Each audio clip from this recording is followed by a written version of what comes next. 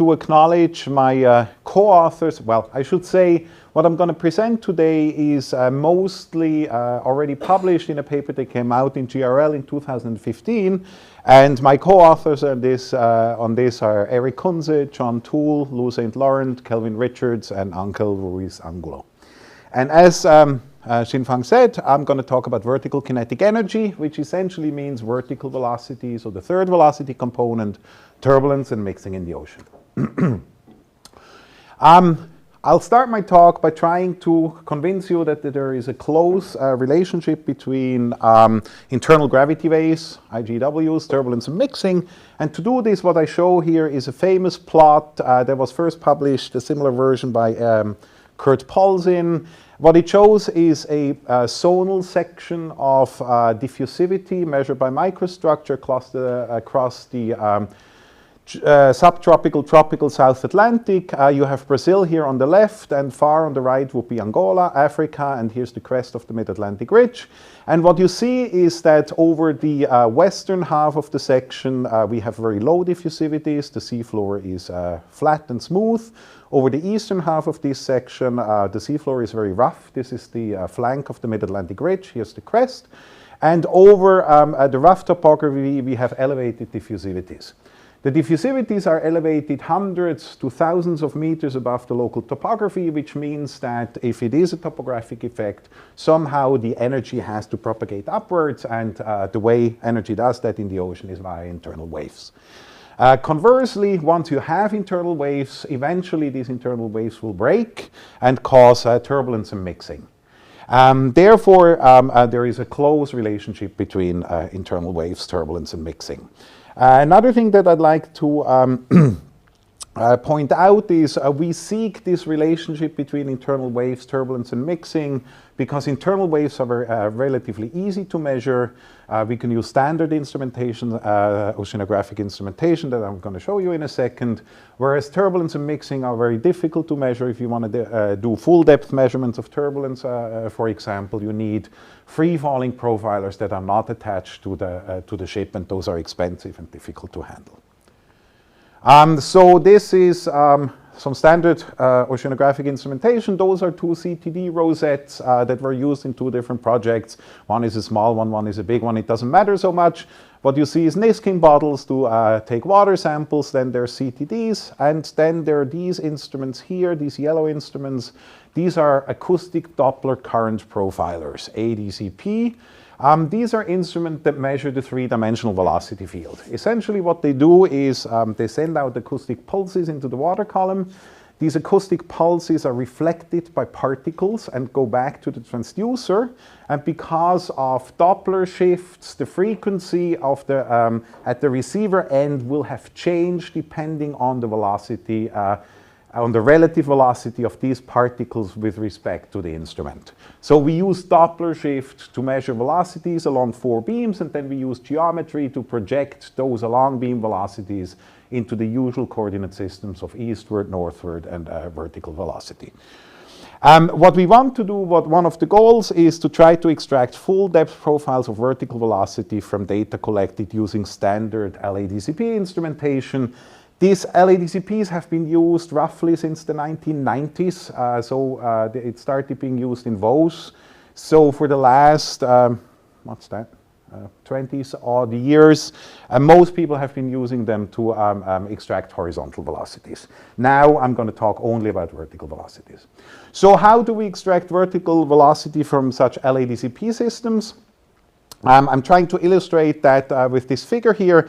What this figure shows is basically depth on this axis versus time on this axis. The solid line here shows what the CTD does. We start at the surface, we lower it down to the bottom depth, and then we bring it back to the surface. Maybe we change the speed. So when we do this, we have the ADCP on the CTD rosette, and roughly once a second, this ADCP pings and collects a profile of velocity, of relative velocity, so of velocity relative to the motion of the instrument itself, and the profile is about 100 meters long. And these profiles are kind of indicated here, just a few sample profiles. Now, I emphasize that these are relative velocities. So we measure, it measures the velocity of the water relative to the instrument. The instrument moves very quickly because we lower it on the wire, and then we have motion due to the waves at the sea surface. So the instrument moves roughly on the order of 1 meter a second. We know the vertical motion of the instrument because we have CTD data. The CTD measures pressure at fairly high frequency at about 6 hertz. And if we take the we can turn the pressure into depth, and then we can take the temporal derivative of depth, and we get a velocity. And this is the vertical package velocity. If we subtract this this package velocity from our relative velocity measurements, we essentially get short profiles of absolute vertical velocity about once a second. So what we do then is we combine all these and grid it in depth space and get a profile of and just get a single profile of vertical velocity that's full depth. If you look closely, you'll notice that here it's U and not W. That's just where the paper I took this figure from is a paper about horizontal velocity, but the concept is exactly the same. Right. I should also mention this straight away. I'll mention this at least one more time. Everything I've done here are written software for, and all the software is available on my website. So you don't need to implement this. You don't need to understand the method. As long as you have data, you can do this. A little excursion. I'm not the first person measuring vertical velocities. Vertical velocities were measured quite extensively in the 1970s, especially in the context of internal wave studies. I have a few references here. They were usually measured with like custom instrumentation that was quite complicated. Then after the 1970s, if you look at the literature, there's not too much about vertical velocity in there anymore. This isn't because we have stopped measuring them. In fact, most modern current measuring devices are acoustic, and a large proportion of those measure all 3 components of the Earth's, of the velocity field.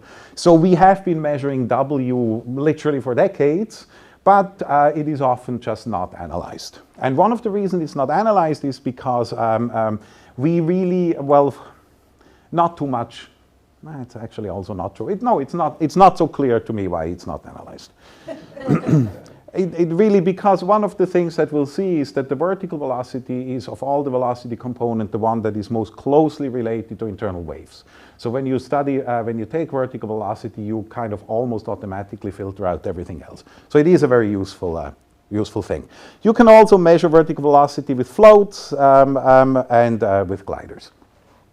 But to come back to the things that I do, I measure vertical velocities with lower Doppler systems, and to try to convince you that this actually works, I show you here some figures from a 2011 paper. What this is a time series of LADCP in an overflow. So an overflow is a situation where you have basically, think a weir in a river where some flow going in one direction flows over a sill. And so usually what we have there is a situation of hydraulic control, very large velocities. So this is an LADCP time series from one of those sills in the Rift Valley of the Mid-Atlantic Ridge. So what you have to imagine, the flow here is from left to right, which is actually truly from south to north, and there's 2 sidewalls, so it's a channel flow. And the channel flow flows over a sill, and this time series is just after the sill where the flow goes down. And what you see here on the left-hand side is at the time series of horizontal velocity. Here's depth, here is time. The arrows are horizontal velocity in the along canyon direction. The scale is down here. It goes up to about 20 centimeters a second. And then in the background, in color and the contours, is just the density field. So what you can see here, below about 1,700 meters, the flow is mainly from left to right, which is from south to north. And here on the right-hand side, I have averaged all the velocities. You see here, there is a very strong flow with means about 15 centimeters a second. This is the active overflow layer that flows over the sill and descends along the topography. It's bottom intensified, which is what we usually get in such overflows. Now, if you don't look at the lower layer here, but look a little bit above, you see that the horizontal velocity and the isopicals are much more variable. In particular, you see there seems to be some sort of pulsing going on with time scales of maybe 1 to 2 hours, and you see the isopicals go up and down. This is suggestive of some sort of a waves process. And now here on the left-hand side is exactly the same figure again, but now here on the right-hand side I plot the vertical velocities also as arrows. Note that the scales are very different. This is 20 centimeters a second, this is 2 centimeters a second, so the vertical velocities here are much lower. What you find here is, this was actually the figure that convinced me that what I'm seeing is not just noise, but a real signal, because what we see here is what we expect. The active lower layer of the overflow follows the topography down. So here we got in the active overflow layer, it's all blue, all down. And then perhaps more importantly, if you look in the layer above, you see a close correspondence between the slope of the isopickles and the measured vertical velocities, is what you expect. So where the isopickles, for example, go down, remember this is time, not space, that means that corresponds with a region of down valley, is what we expect. Similarly here, where it goes up and down, you see when it's down it's blue, when it goes up it's red. So basically what we see here, these completely independent measurements, one is of the density field and the other is of the vertical velocities, give us consistent patterns, which gives us some confidence that what we're measuring here is not just noise. Now then, another thing I have mentioned before, that this looks very wavy, this region above here. So what I've taken is just at 1600 meters, I've extracted the vertical velocities and I plot this here as a time series. Now this is a yo-yo cast, so we have downcasts and upcasts. And we always have to suspect when we do that there may be biases. So what I've done here, I separated into down and upcasts, and one is in red and the other is in blue. You'll see the same pattern. What you see essentially goes up and down and up and down and up and down, and the horizontal tick marks here are the buoyancy period. So basically I've taken the buoyancy frequency and it's 2 pi over that. And what you can see is that these waves have a frequency that's very, very close to the buoyancy frequency. Now this is something that is also expected in the GM model, which is just an empirical fit to observations. The frequency spectra of W is white, so it's flat, which actually means that the W, instantaneous W observations in the ocean are dominated by the highest frequencies. So basically that means that when you measure W in the ocean, when you measure wave W in the ocean, you always get only the high frequency waves, and they're dominated at the buoyancy frequency. And you see that in this case. There's also, based on this, it looks like that the upcast downcast differences are only a few millimeters a second. And I find this quite amazing, because in order to calculate W in the ocean, you have a platform that moves between 1 and 2.5 meters a second. So you have to get that velocity correct from the pressure time series. And you have to measure, and your ADCP will also measure velocities of between 1 and 2.5 meters a second. And then you take the difference between the two, and you're accurate within a few millimeters a second. I find that is quite amazing, especially when you consider, when you look at like the pressure time series and stuff. And this is, I believe, one of the reasons nobody has ever tried that before, because it looks pretty hopeless if you think about it. But it works, and which is good. So now that I have this, what I have is I have a method that allows me to, I believe, extract vertical velocity due to internal waves. I have a suspicion, and there's lots of literature that there is a close connection between internal waves and turbulence and mixing. And so what I've done is I collected 5 data sets where we have measurements both of LADCPs, so we have these internal waves, but we also have microstructure measurements of turbulence directly. So here in these 5 data sets I have both. So what are those 5 data sets? They're all from the Pacific. They're from completely different dynamical kind of settings. There is one data set here, the South Pacific. This is oceanic background, very low mixing levels. There are Drake Passage measurements here. Both of those are very high latitude. There is one data set from the equatorial thermocline, which is within 50 meters of the equator, so very, very low latitude. Coriolis essentially 0. There is a bunch of profiles from Luzon Strait, which is known to be a region of extreme internal wave generation, internal tide generation in particular. And there is another data set from mid-ocean ridge in the eastern tropical Pacific. For each data set, I've written how many kilometers of profiles is available if you stick it all together. That's mainly just to show you that in all those data sets we have significant data, not just only 1 or 2 profiles. Now, because most oceanographers that I know at least haven't seen tons of vertical velocity profiles. I'm just going to show you a bunch of randomly selected vertical velocity profiles from all those 5 data sets. When I say randomly selected, I mean it. I just taken every 7th cast, so there's no selection here. So what this is profiles from Drake Passage. Drake Passage is between the tip of South America and the Antarctic Peninsula. There's lots of currents, there's lots of topography, there's lots of turbulence. And what we see here is, so what these are, everyone is a profile. They are offset by 7 centimeters a second, so you can see them. The small tick marks at 1 centimeters a second. And so what you see that all these, so I'm not claiming yet that these are real signals. This could be noise. But let's start to see what we see. What we see is that we have vertical velocity amplitudes of a few centimeters a second in layers that span between tens and hundreds of meters. There's a fair amount of variability that some profiles are much less juicy, so to speak, than others, which have much larger signals. This is another set of profiles. This is from the Open South Pacific. They were taken on the same cruise with the same instruments. So there can't be any instrumental difference between these, and it's the same latitude too. So the only difference here is in the dynamical regime. And what you can see here, the signals tend to be significantly lower. Nevertheless, we still have amplitudes of order centimeter to per second, and the vertical scale again are tens to a couple of hundreds of meters. This is from the equatorial thermocline. To compare this to the other ones, the vertical scale is much smaller, so everything looks stretched. Again, few centimeters a second, tens to hundreds of meters in the vertical. It's getting boring. This is from the East Pacific Rise. Again, I argue similar things, few centimeters a second. I should also have said they're of both signs. It goes up and down. And the last one, my favorite, it looks very different. This is from Luzon Strait. Now, what's really quite striking about here is we have vertical velocities up to 30 centimeters a second.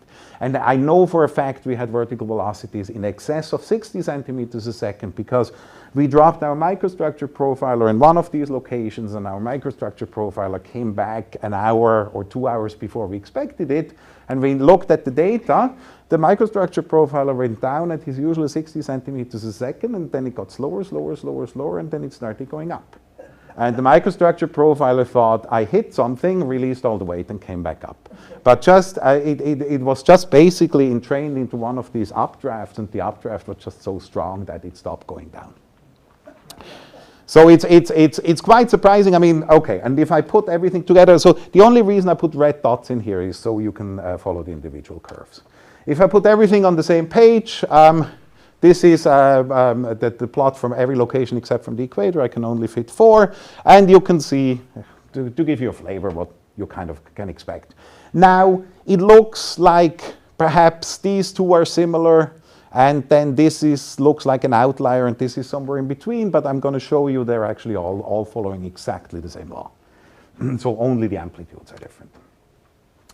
So what I did is, well, I have a new variable, if you want, and it's related to internal wave, so I can look at the literature and see what other people do with internal wave data, and what they often do is, we want to know how much energy is in the internal wave field, so we do wave number spectra.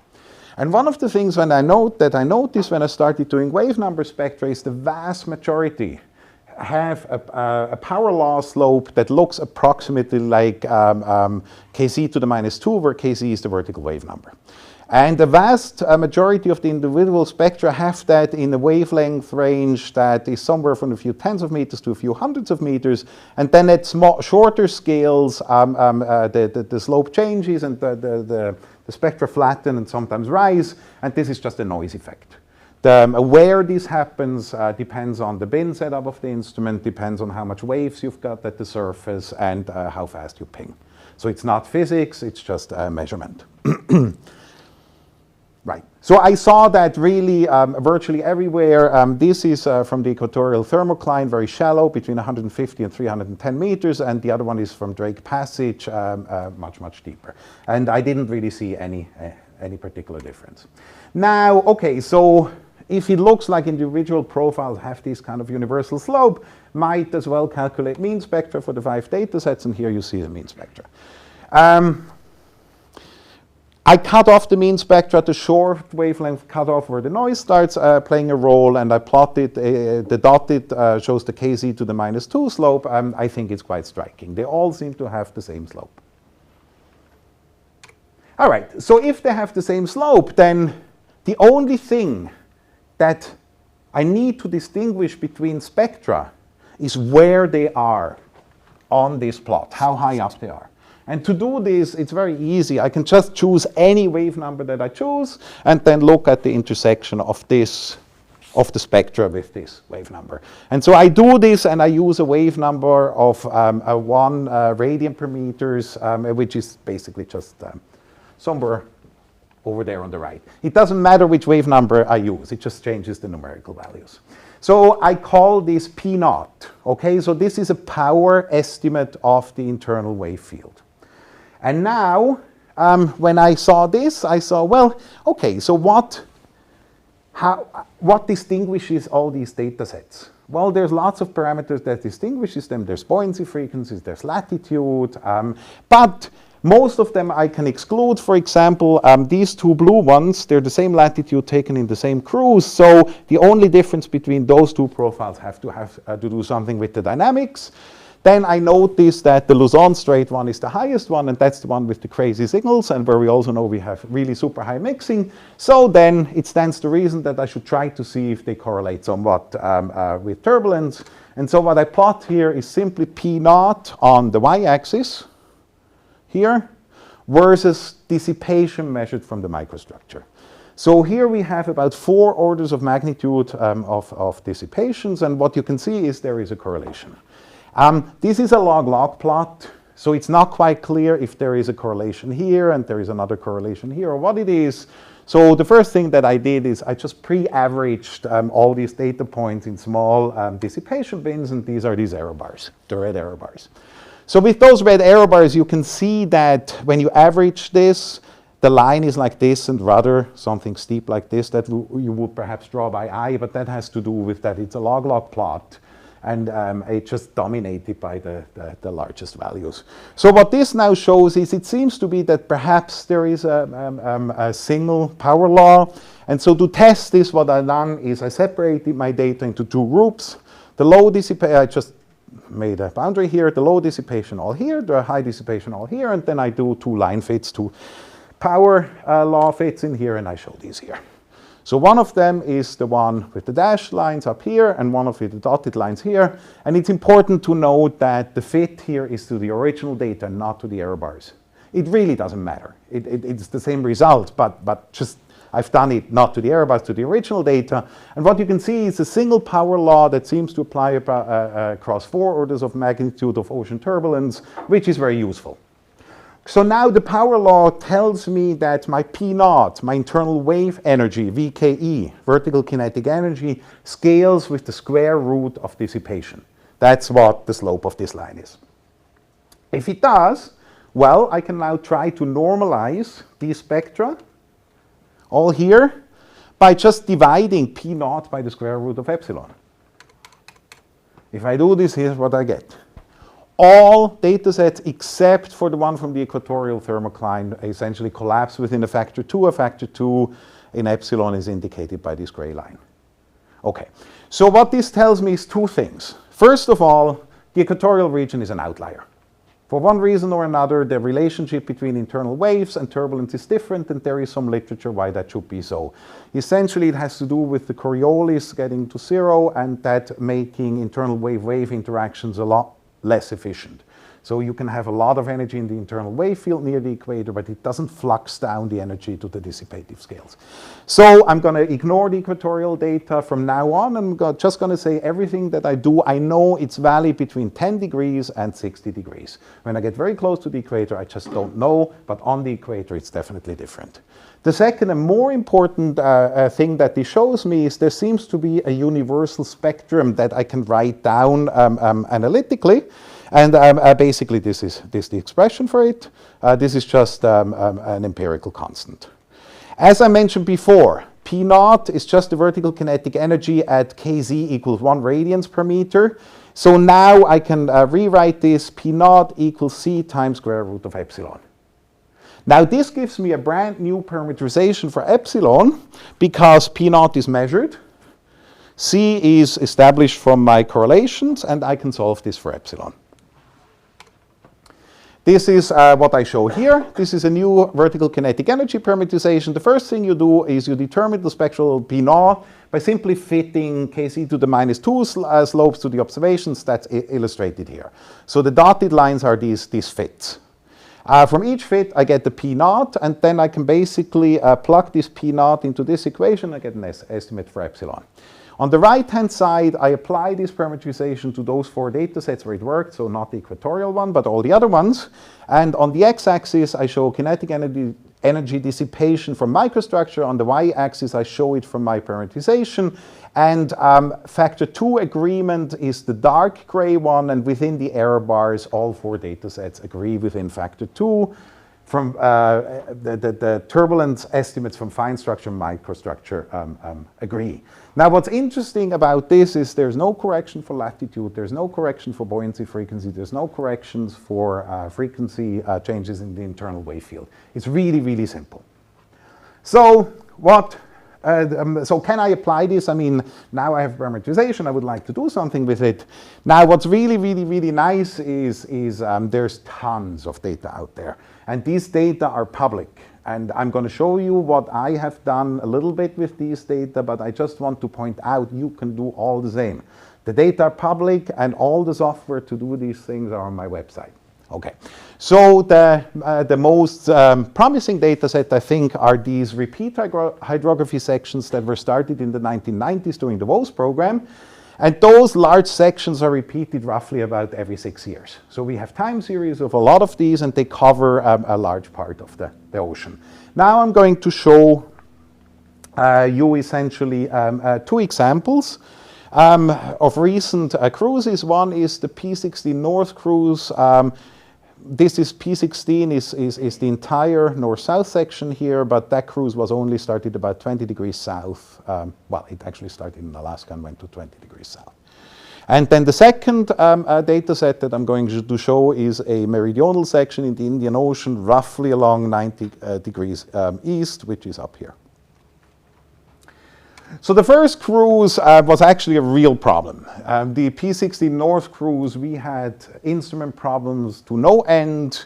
Everywhere you can see here a vertical line, we had to change instruments because something with the LADCP wasn't working. Here, for a while, we had to use instruments that just didn't have enough range, so we had to blank out this. So this is a really bad data set with lots of noise.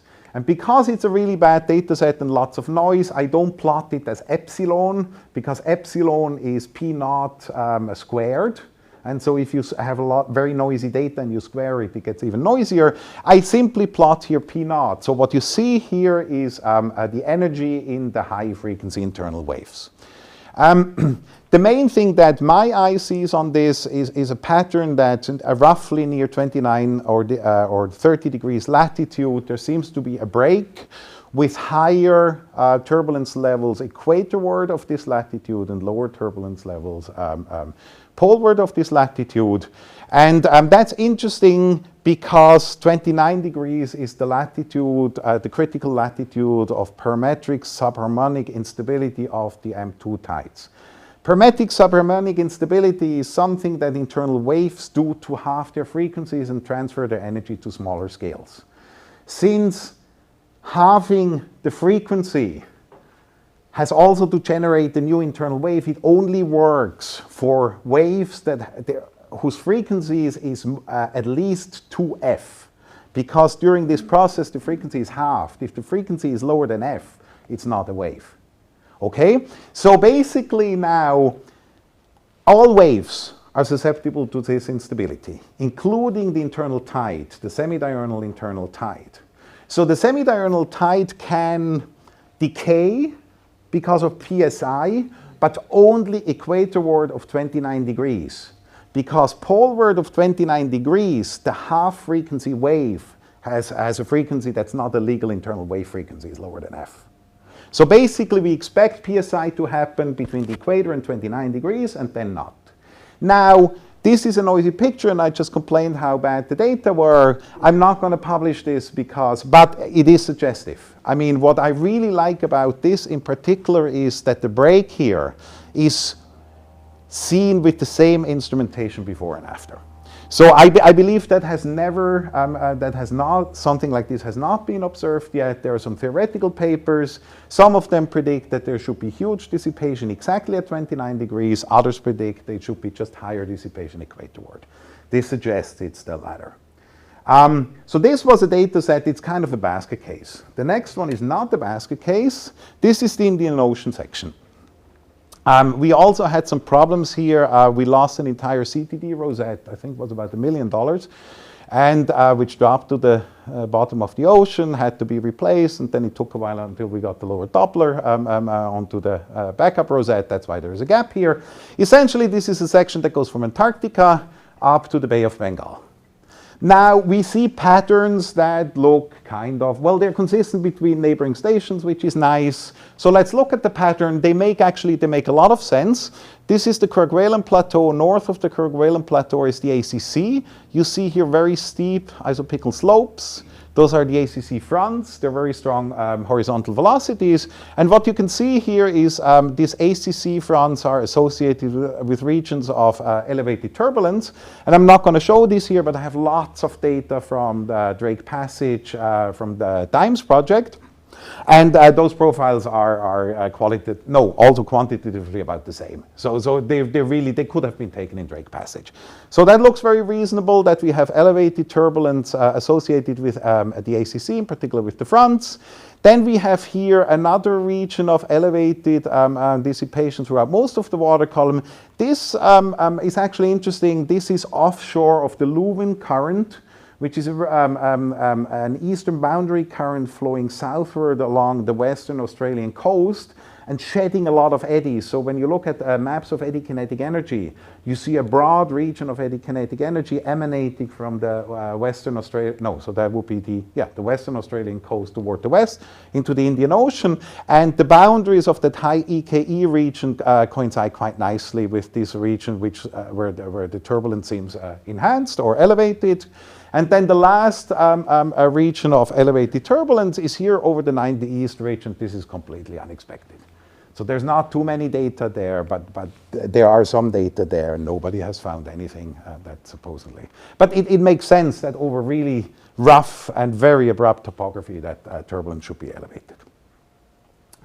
Now, okay, so this part of the talk up to here was kind of the easy part. I showed you a method, I showed you an instrument, and how to take the data from this instrument, turn it into turbulence, and get something that looks kind of reasonable. I have validated it with 5 data sets with microstructure, but I'm not the first one doing this. Okay, well, I'm the first one doing it with vertical velocity, but I'm not the first one trying to express dissipation as a function of internal wave parameters. There is a long literature, there is a shear strain method that basically, instead of measuring the vertical velocity, measures the vertical shear of horizontal velocity, which is also mainly due to internal waves, at least on certain wavelengths, and then does the same with the strain field from the CTD to derive a correction for the frequency contents of the internal wave field. You don't have to understand all this. What I'd like you to take home is, if you don't know this already, there is another method that has been developed. I think it started about in 1986. That has some theory involved, and that is very complicated. You have to do a lot of corrections. Nevertheless, this is an established method that has been published. So let's compare the two. And so this is what you get. The top one is again the same that I showed you before.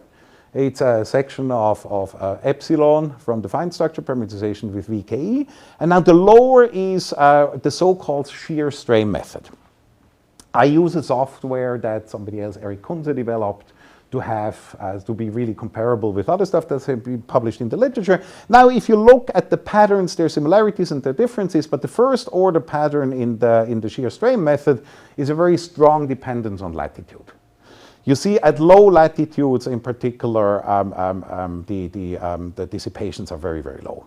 In fact, the dissipation levels here are so low that you have no chance of ever measuring those with the current microstructure measurements. And if you look at the literature, while people haven't been here, they have been in other low latitude regions, and no paper claims that the turbulence was too low to be measured with the microstructure sensor. So just based on this, this looks a little bit suspicious, but of course I can't just claim that one is better than the other. So what I can do is I can take the same method, apply it to the data that I've shown you before, those 5 data sets where I have microstructure, and then see what I get. This is what I get.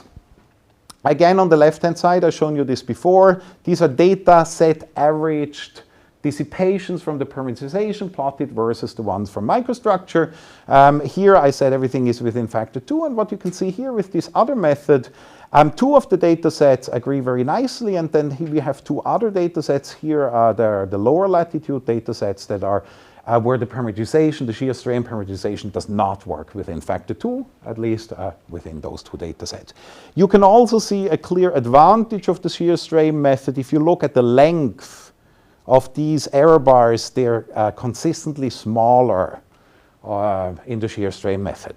What that means is, if you take it together, is the shear strain method has more bias, but less scatter, less random noise.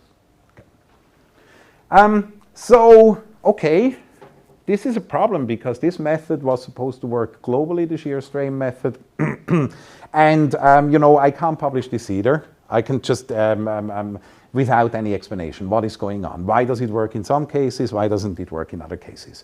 So basically, what I did is I went back to the drawing board and started thinking more deeply about what the shear strain method does.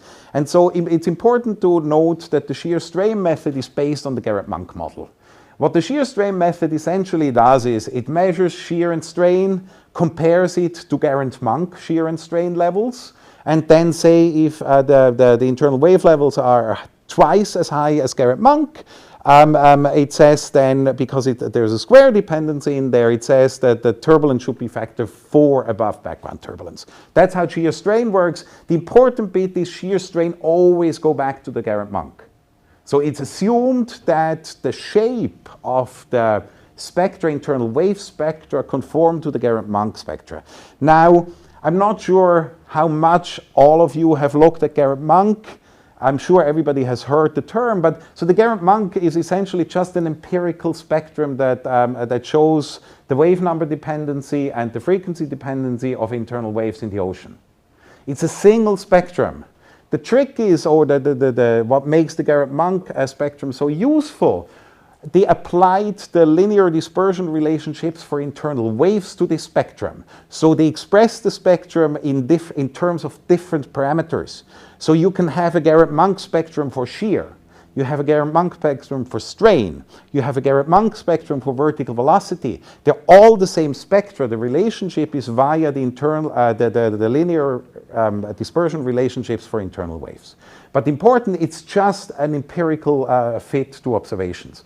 So what I've shown here is 3 equations of the Garrett-Monk spectrum for vertical wave number spectra.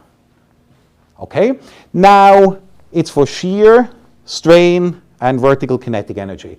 Now these are fairly complicated expressions. It's not important that you realize all the details. The important bit is that here in square brackets you see the parameters that we're allowed to adjust, the free parameters in the Garrett-Monk model. What are those free parameters? Well, they're epsilon naught, which appears in all of them. This is called the non-dimensional spectral energy level. There is B. This is a E-folding scale of the stratification. Don't worry about it. You can measure it. If you have a CTD profile, you can extract what B is. You have, I'll get back to the J star in a second. You have N, it's the buoyancy frequency, measurable. You have F, that's just the latitude. Based on the latitude, Coriolis, measurable. Then you have this J star. So this J star is the lowest energy containing mode in the internal wave field, whatever that means. It's also sometimes called a measure of the bandwidth of the internal wave field.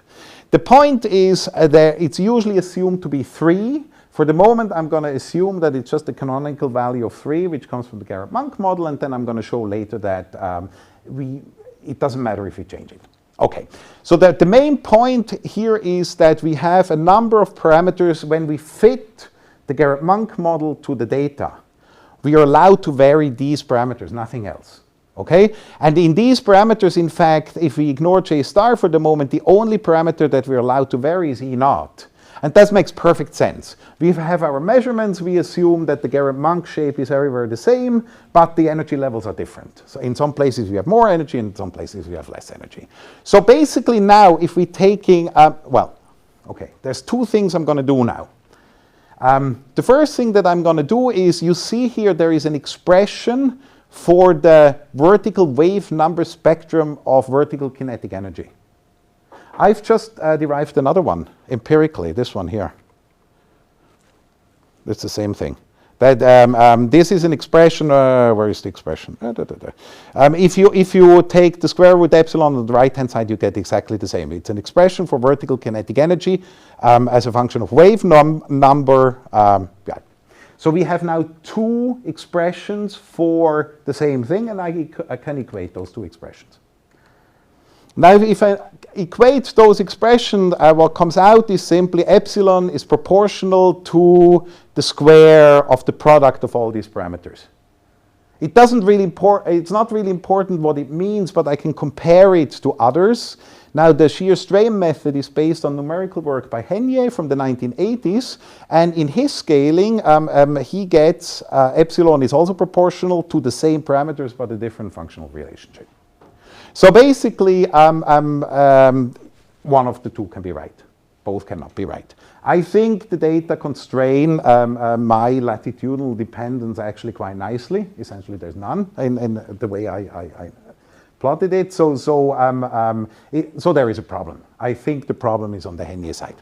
Now, a second argument for this is, remember that I just emphasized like 2 minutes ago, there is only a single Garrett-Monk spectrum. So basically, there are here two expressions. One, for example, for shear. There are three expressions. I'm not using the strain one. There's an expression for shear. There's an expression for vertical kinetic energy. I can fit this model to the data of shear, to the shear data, and I can fit this model to the vertical kinetic energy data. It's supposed to be the same Garrett-Monk spectrum in the background. Therefore, I need to get the same E naught. If vertical kinetic energy tells me the energy E naught is 10 times background Garrett-Monk, but the shear strain tells me the energy is 100 times background Garrett-Monk, one of them has to be wrong. So what I expect when I fit the Garrett-Monk model to my observations is I get E naughts from shear and I get E naught from vertical kinetic energy, and they have to be the same. Otherwise, we have a problem. That's what yes, that's what I say here. And so this is what I show here on the right-hand side. Essentially, what you see is E naught from a fit to VKE, and this is E naught from a fit to shear. I normalized it with Garrett-Monk E naught to just non-dimensionalize it. And what you see is those two data sets where the shear strain parameterization works well are also those two data sets where, that I can fit consistently to the Garrett-Monk model. So I can both shear and vertical kinetic energy fit at the same time. Those two other data sets where the parameterization didn't work are data sets where I can't fit those data to the Garrett-Monk model. I get significantly different E naught values from shear and from vertical kinetic energy. And before I mentioned about this J star parameter, so this J star parameter, actually the only thing it does really in the Garrett-Monk model, it changes the slope, the spectral slope. And so what I can do is, in this particular data set, I start with J star equal 3, and then I calculated the Garrett-Monk model for J star equal 4, and then I see I get very far away from the Kz to the minus 2 slope. So if I make J star higher, the slope prediction from the Garrett-Monk model is completely inconsistent with the data, so I can't do that. So the only thing that I can do is I can make my J star lower. Now J star is a mode number. That means it has a limit. It's periclinic, so the limit is 1. I can't go below J star equals 1. So essentially I have three values to test. I have to test J star equal 1, 2, and 3. And I've done that, and I've plotted here only J star equal 1 and J star equal 2. And what you can see is fiddling with J star, which is another free parameter, does not improve the agreement. So essentially what from this I conclude the Garrett-Monk model does not provide an adequate description of internal wave related vertical kinetic energy in the ocean.